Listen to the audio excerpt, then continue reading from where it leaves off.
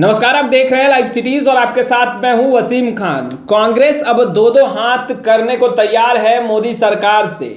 बिहार के कांग्रेस के प्रदेश अध्यक्ष मदन मोहन झा ने सीधा का सीधा निशाना साधा है मोदी सरकार पर और कहा है कि विपक्ष के नेता, पत्रकार और न्यायाधीशों का फोन टैपिंग हो रहा है और ऐसे में कहीं ना कहीं ये जो लोकतंत्र है वो खतरे में है। मोदी सरकार जो विपक्ष के नेता हैं या पत्रकार हैं उनके मोबाइल को ट्रेस कर रही है। ऐसे में क्या कुछ करें निशाना साधते हुए मदन मोहन झा मोदी सरकार पर, जरा आप वो सुनिए। पेगासस के जरिए देश में प्रमुख लोग, जिनमें कांग्रेस पार्टी के हमारे नेता राहुल गांधी जी सहित 121 लोगों को सरकार द्वारा जासूसी की जा रही थी, उसके खिलाफ कांग्रेस पार्टी द्वारा आहूत की गई जासूसी प्रकरण के से देश की संप्रभुता को खतरे में डाला गया।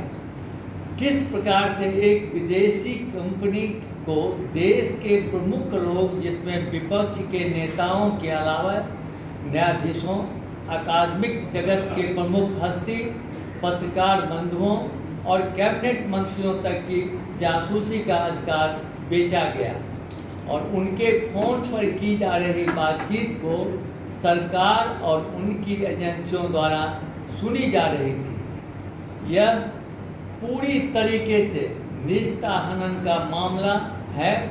देखिए, इस घटना में सरकार की चुप्पी सवाल खड़े कर रही है। मामले की गंभीरता को समझना होगा। अप्रैल-मई 2019 में लोकसभा चुनाव थे, तब भी जासूसी का काम सरकार द्वारा जारी था।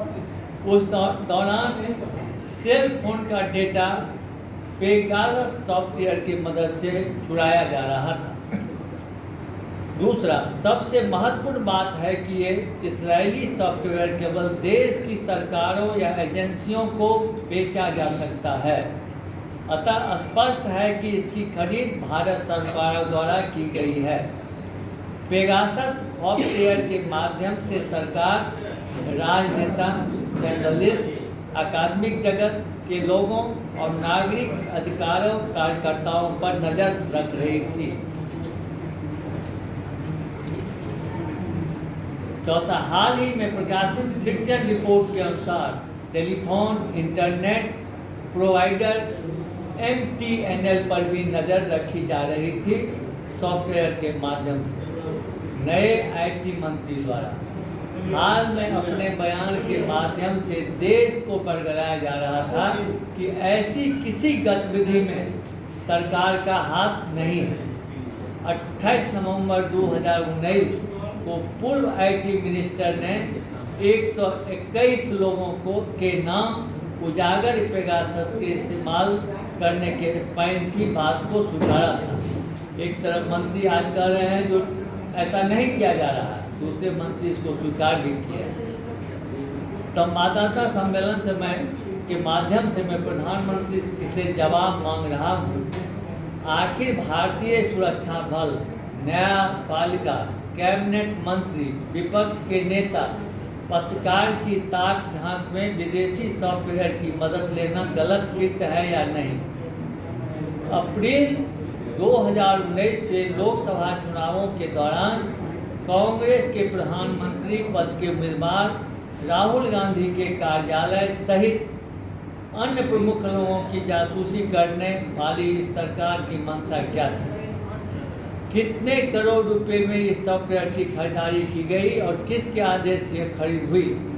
सरकार को यह पता था कि 2019 से जासूसी का कार्य अनवरत चल रहा है, तो उसने चुप्पी क्यों साध रखी थी?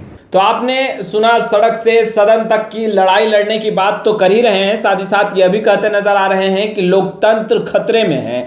ऐसे में मोदी सरकार जिस तरीके से तमाम बड़े विपक्ष के नेता और पत्रकार, साथ ही साथ न्यायाधीशों के फोन ट्रेस कर रहे हैं, उनके फोन को टैप किया जा रहा है, ये बिल्कुल भी सही नहीं है लोकतंत्र के लिए और जिसको लेकर वो आगे भी संघर्ष करेंगे, लड़ाई लड़ेंगे।